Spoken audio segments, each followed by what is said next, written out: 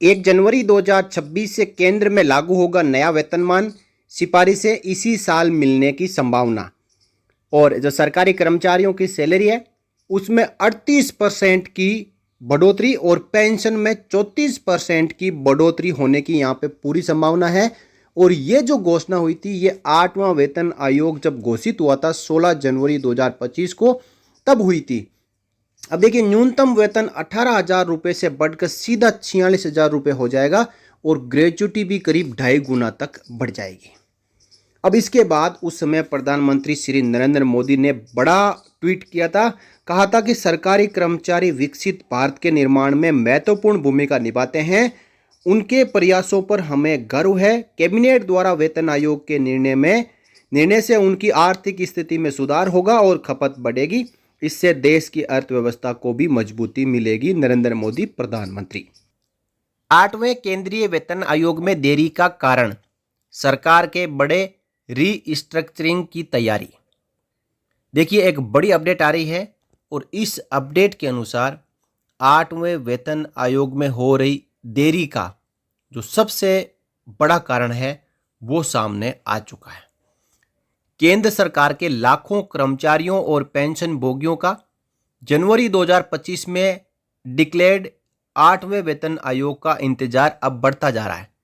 हालांकि कई महीने बीत जाने के बाद भी सरकार ने इस आयोग का गठन या इसके काम करने के लिए टर्म्स ऑफ रेफरेंस तय नहीं की है। इस देरी ने यह सवाल खड़ा कर दिया है कि कब तक संशोधित वेतन और पेंशन मिल पाएंगे। अब देखिए वेतन आयोग इसलिए महत्वपूर्ण होते हैं क्योंकि वे तय करते हैं मौजूदा कर्मचारियों के वेतन में बढ़ोतरी, पेंशन भोगियों की पेंशन में बढ़ोतरी, अलाउंसेज और दूसरे जो बेनिफिट है वो, और लॉन्ग टर्म वित्तीय सुरक्षा। हम बात करें इतिहास की तो आयोग अपना काम पूरा करने में आमतौर पर 2 से 3 साल का समय लेते हैं। अगर 8वां वेतन आयोग जल्द ही गठित हो जाता है तो कर्मचारियों को नए वेतनमान शायद 2028 तक ही दिखाई दें। हालांकि उन्हें जनवरी 2026 से हुए लाभ की बैक डेटेड राशि मिल जाएगी। वेतन आयोग कोई 1-2 महीने में पूरा होने वाला काम नहीं है। वेतन आयोग को एक लंबी रिपोर्ट तैयार करनी पड़ती है जिसमें हर एक वर्ग का, हर एक पक्ष का ध्यान रखा जाता है और वेतन आयोग अपनी रिपोर्ट तैयार करने में कई तरीके के फैक्टर्स को काम में लेता है। तो अब यदि आज भी सरकार टर्म्स ऑफ रेफरेंस जारी करती है तो भी 2 से 3 साल का वक्त लगेगा, जिससे यह तय है कि इसका फायदा तो 1 जनवरी 2026 से मिलेगा, लेकिन 2028 पूरा होने तक वेतन आयोग अपना काम करेगा, उसके बाद रिपोर्ट सौंपेगा, फिर कहीं जाके मंजूर होगी और फिर 18, 20, 22, 24 महीने का एरियर मिलेगा और उस समय से सैलरी और पेंशन बढ़ी हुई मिलेगी। अब जो 8वें वेतन आयोग में देरी हो रही है उस देरी के पीछे कारण बताया गया है कि सरकार के पुनर्गठन से इसका कनेक्शन है। सरकार के एक सीनियर एडवाइजर संजीव सान्याल ने हाल ही में खुलासा किया है कि सरकार अपनी संरचना को बेहतर ढंग से समझने के लिए एक बड़ा मैपिंग अभ्यास यानी मैपिंग एक्सरसाइज कर रही है। संजीव सान्याल ने कहा है कि हम फिलहाल सरकार की मैपिंग का एक अभ्यास कर रहे हैं ताकि ये देख सकें कि विभिन्न एजेंसियां और अन्य निकाय कहाँ स्थित है, और एक बार ये जब साल के अंत तक पूरा हो जाएगा यानी 2025 के अंत तक, दिसंबर 25 तक ये पूरा होगा, तो हमें भारत की केंद्र सरकार के परिदृश्य की बहुत अच्छी समझ होगी। और सिंपल शब्दों में यदि कहें तो सरकार गिनती और जांच कर रही है, यानी ये जो रीस्ट्रक्चरिंग की बात कही जा रही है ये जांच कर रही है कि उसके पास कितने विभाग है, प्रत्येक विभाग में कितने लोग काम करते हैं, कौन से विभाग पुराने पड़ गए हैं और कहाँ अधिक कर्मचारियों की ज़रूरत है। सान्याल ने स्पष्ट किया कि समस्या ये नहीं है कि हमारे पास बहुत अधिक सरकारी कर्मचारी हैं, असली मुद्दा यह है कि हमारे पास पुराने डर्रे के विभागों में बहुत से लोग हैं और साइबर सुरक्षा जैसे महत्वपूर्ण नए क्षेत्रों में पर्याप्त लोग उपलब्ध नहीं हैं। तो फिर ये जो मैपिंग है, ये जो रीस्ट्रक्चरिंग है, पुनर्गठन है, ये वेतन आयोग के लिए क्यों जरूरी है? इससे वेतन आयोग क्यों देरी हो रही है? वेतन आयोग में क्यों देरी हो रही है? वेतन आयोग तो अपना काम करेगा, लेकिन कहाँ कर्मचारी कम है, कहाँ कर्मचारी ज़्यादा है, कहाँ कर्मचारी को और भर्ती कौन ने करने हैं, और कहाँ पे ऐसे विभाग है जिनको बंद करना है, कौन से ऐसे नए विभाग है जहाँ पे कर्मचारियों को ज़्यादा लगाना है। तो स्पेशलिस्ट का मानना है कि सरकार शायद इस क्रम का पालन कर रही है कि पहले सरकार की मैपिंग पूरी करे दिसंबर 2025 तक, फिर जितने भी डिपार्टमेंट है उनका पुनर्गठन करें, कुछ को मिलाएं और कुछ को बंद करें और कुछ नए बनाएं, और अंत में इस पुनर्गठित सरकार के लिए नए वेतनमान तय हो। यह दृष्टिकोण इसलिए समझदारी भरा है क्योंकि उन विभागों के लिए नए वेतन ढांचे को डिजाइन करना बेकार होगा जिन्हें जल्द ही विलय कर दिया जाएगा या फिर बंद कर दिया जाएगा। यानी कई ऐसे डिपार्टमेंट होंगे जिनको यहाँ तो दूसरे डिपार्टमेंट में मर्ज किया जाएगा या फिर उस डिपार्टमेंट को बंद किया जाएगा। तो ऐसा काम पहला हो जाए, उसके बाद ही वेतन आयोग की जो प्रक्रिया है वो आगे बढ़े, ऐसा सरकार का कहना है, ऐसा जो स्पेशलिस्ट है उनका कहना है। ये 8वें केंद्रीय वेतन आयोग के प्रस्तावित अधिदेश यानी टर्म्स ऑफ रेफरेंस और उसके अनुसार सीपीसी के गठन के लिए प्रभावी होगा। इससे पहले भी जो सुधार हुए हैं, सरकार ने पहले ही दिखा दिया है कि वे सुधारों के प्रति गंभीर है, जैसे कि ड्रोन विनियमों को 77 अनुमितियों से घटाकर केवल 7 कर दिया गया है। मैपिंग नियम बदले गए ताकि गूगल मैप्स जैसी सेवाओं की अनुमति मिल सके, और कई पुराने संगठनों को बंद या विलय कर दिया गया है। तो इस अपडेट के बाद अब सरकारी कर्मचारी और पेंशनर्स बेसब्री से इंतजार कर रहे हैं। माना जा रहा है कि मैपिंग अभ्यास दिसंबर 2025 तक पूरा हो जाएगा। इसके बाद वेतन आयोग के मोर्चे पर कुछ हलचल देखने को मिल सकती है। 8वें केंद्रीय वेतन आयोग के अधिदेश यानी टर्म्स ऑफ रेफरेंस सरकार द्वारा तैयार किए जा सकते हैं। नया वेतन ढांचा फिर एक अधिक आधुनिक कुशल सरकार के लिए डिजाइन किया जाएगा जो देश की ज़रूरतों को बेहतर ढंग से पूरा कर सके। तो ये था कारण कि 8वें वेतन आयोग की जो कमेटी है उसकी घोषणा और टर्म्स ऑफ रेफरेंस की घोषणा में देरी क्यों हो रही है। सरकार पहले अपने सभी विभागों और कर्मचारियों को व्यवस्थित करना चाहती है, मैपिंग करना चाहती है, रीस्ट्रक्चर करना चाहती है, उसके बाद ही 8वें वेतन आयोग के ऊपर आगे की कार्रवाई होगी। अब 8वें वेतन आयोग के ऊपर आगे की कार्रवाई क्या होगी, इसके दो पहलू हैं। पहला ये कि प्रधानमंत्री मोदी सीधा ही वेतन और पेंशन बढ़ोतरी की घोषणा कर सकते हैं, और या फिर कमेटी गठित की जाएगी, टर्म्स ऑफ रेफरेंस जारी किए जाएंगे, और उसके बाद वेतन आयोग ही अपनी रिपोर्ट सबमिट करेगा। तो अब केवल 2.5 महीने बचे हुए हैं, और इन 2.5 महीनों में 1 जनवरी 2026 से वेतन आयोग लागू होना है।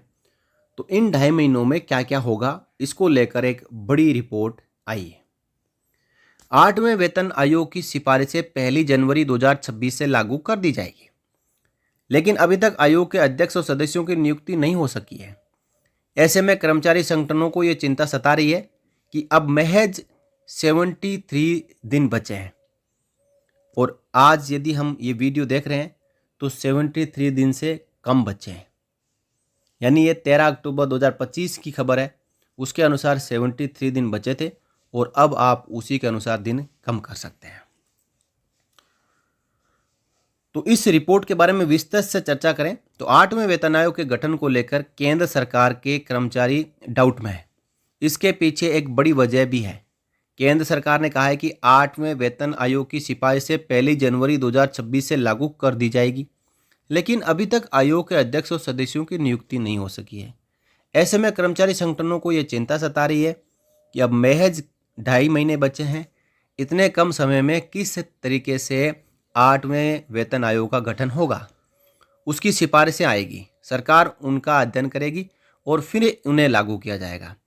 पूर्व वित्त सचिव सुभाष चंद्र गर्ग का एक बयान भी खास चर्चा में है। उन्होंने ये संभावना जताई है कि इस बार वेतन आयोग के गठन की बजाय सरकार सीधे ही कर्मचारियों की सैलरी बढ़ाने की घोषणा कर दे। यानी एक वित्त सचिव का बयान है जो पहले वित्त सचिव रह चुके हैं, और उनके जो बयान होते हैं, उनके जो विचार होते हैं वो काफ़ी इम्पोर्टेंट होते हैं। उन्होंने कहा है कि सरकार इस लफड़े में ना पड़े कि 8वें वेतन आयोग के लिए समिति का गठन करें, उसके बाद टर्म्स ऑफ रेफरेंस जारी करें। इसकी बजाय सरकार सीधा ही वेतन और पेंशन बढ़ोतरी की घोषणा करेगी। इसके बाद कर्मचारियों के बीच ये चर्चा होने लगी कि पीएम मोदी ऐसी घोषणा कर सकते हैं। वहीं रक्षा असैन्य कर्मचारियों का प्रतिनिधित्व करने वाले अखिल भारतीय रक्षा कर्मचारी महासंघ ने 8वें केंद्रीय वेतन आयोग की अधिसूचना में देरी के खिलाफ 14 अक्टूबर को अखिल भारतीय स्तर पर विरोध दिवस मनाया है। अब जैसा कि साल 2025 खत्म होने में महज 2.5 महीने बचे हुए हैं, ऐसे में कर्मचारियों की चिंता जायज ही है। जेसीएम की तरफ से कई बार ये मांग की गई है कि 8वें वेतन आयोग के लिए जो टर्म्स ऑफ रेफरेंस तैयार किए गए हैं उन्हें सर्कुलेट किया जाए, डिक्लेयर किया जाए, पब्लिकली किया जाए। अभी तक सरकार की तरफ से टर्म्स ऑफ रेफरेंस भी सार्वजनिक नहीं किया गया है। श्री कुमार ने कहा 8वें केंद्रीय वेतन आयोग की अधिसूचना में देरी के खिलाफ 14 अक्टूबर को अखिल भारतीय विरोध दिवस मनाया जाएगा और मनाया गया है। इस विरोध दिवस का दूसरा एजेंडा पुरानी पेंशन बहाली और तीसरा रक्षा प्रतिष्ठानों में अनुकंपा नियुक्तियों से प्रतिबंध हटाना। केंद्र सरकार के कर्मचारी पेंशन भोगी राज्य सरकार के कर्मचारी 8वें वेतन आयोग के गठन का बेसब्री से इंतजार कर रहे हैं, लेकिन भारत सरकार ने अपने मुंह के ऊपर उंगली रख ली है और 8वें वेतन आयोग के ऊपर बिल्कुल ही चुप है। अब मुद्रास्फीति के रिकॉर्ड स्तर पर होने और वेतन में स्थिरता के कारण कर्मचारियों और पेंशन भोगियों का कहना है कि सम्मान के साथ जीवन यापन करना एक बड़ी चुनौती बन गया है। एआईडीएफ ने चेतावनी दी है कि जब तक सरकार 8वें वेतन आयोग की अधिसूचना जारी नहीं करती और पेंशन एवं नियुक्ति संबंधी चिंताओं का समाधान नहीं करती तो देशव्यापी आंदोलन तेज कर दिया जाएगा। यानी कर्मचारी और पेंशनर्स के संगठन प्रयासरत है कि सरकार 8वें वेतन आयोग के ऊपर आगे कार्रवाई को आगे बढ़ाए, लेकिन सरकार ने चुप्पी साध रखी है। सरकार बिहार चुनावों के प्रचार में अब लग चुकी है और बिहार चुनाव से पहले ये थोड़ा सा कर्मचारियों और पेंशनर्स को उम्मीद है कि सरकार कम से कम 8वें वेतन आयोग की जो कमेटी है जिसमें अध्यक्ष और मेंबर्स की नियुक्ति करनी है वो नियुक्ति कर दे और उस नियुक्ति करने के बाद जो 8वें वेतन आयोग की समिति है उसको टर्म्स ऑफ रेफरेंस सौंप दे कि उनको किन किन मुद्दों के ऊपर काम करना है, 8वें वेतन आयोग की रिपोर्ट बनाना है। जब 16 जनवरी 2025 को ये घोषणा हुई कि सरकार ने 8वें वेतन आयोग को मंजूरी दे दी है, यानी 8वां वेतन आयोग आएगा, तो इसके तुरंत बाद देश के प्रधानमंत्री श्री नरेंद्र मोदी जी का एक ट्वीट आता है और ट्वीट में वो कहते हैं कि सरकारी कर्मचारी विकसित भारत के निर्माण में महत्वपूर्ण भूमिका निभाते हैं। उनके प्रयासों पर हमें गर्व है। कैबिनेट द्वारा वेतन आयोग के निर्णय से उनकी आर्थिक स्थिति में सुधार होगा और खपत बढ़ेगी। इससे देश की अर्थव्यवस्था को भी मजबूती मिलेगी। नरेंद्र मोदी प्रधानमंत्री, यानी प्रधानमंत्री नरेंद्र मोदी खुद कहते हैं कि कर्मचारियों और पेंशनर्स इनकी यदि आर्थिक स्थिति अच्छी होगी तो खपत बढ़ेगी, यानी ये मार्केट में अपना इन्वॉल्वमेंट रखेंगे, भागीदारी निभाएंगे और जिनके पास पैसे होते हैं वो खरीदारी करते हैं तो हर जगह पैसे सर्कुलेट होते हैं और इससे क्या होगा कि हर एक तबके का विकास होता है और ये जो ओवरऑल विकास है इससे देश की अर्थव्यवस्था को मजबूती मिलेगी। यानी प्रधानमंत्री ये मानते हैं कि 8वां वेतन आयोग लाना बहुत ही जरूरी है, क्योंकि जहां एक तरफ महंगाई बढ़ रही है वहीं दूसरी तरफ कर्मचारियों और पेंशनर्स की सैलरी और पेंशन नहीं बढ़ेगी तो वो मार्केट में टिक नहीं सकते, जो उनको ज़रूरत की चीज़ें हैं वो खरीद नहीं सकते। सैलरी पेंशन कम हो गई और दूसरी तरफ महंगाई ज़्यादा हो गई। इसलिए 8वें वेतन आयोग को लाना बहुत ही ज़रूरी है, जिससे कर्मचारियों और पेंशनर्स की आर्थिक स्थिति तो अच्छी होगी और कर्मचारी और पेंशनर्स विकसित भारत के निर्माण में महत्वपूर्ण भूमिका भी निभाते हैं। और ये भी कहा है कि उनके जो प्रयास है उन पर सरकार को गर्व है कैबिनेट ने उनकी आर्थिक स्थिति को मजबूत करने के लिए वेतन आयोग की घोषणा की है और जब वेतन आयोग मिल जाएगा कर्मचारियों और पेंशनर्स को तो देश की अर्थव्यवस्था मजबूत होगी। इस बयान के क्या मायने हैं? आप इस बयान के जो मायने हैं या इन बयान के ऊपर आपकी क्या राय है, आप अपनी राय इस वीडियो के कमेंट बॉक्स में रखें। और साथ ही साथ जो 8वें वेतन आयोग में हो रही देरी वो संभावित जो कारण है, साथ ही साथ जो अभी मात्र 2.5 महीने से कम बचे हैं, क्या उन 2.5 महीनों के अंदर सरकार कम से कम वेतन आयोग की समिति का गठन करेगी, टर्म्स ऑफ रेफरेंस जारी करेगी या नहीं करेगी? इसके बारे में अपनी राय वीडियो के कमेंट बॉक्स में रखें और साथ साथ इस वीडियो को आप शेयर जरूर करें।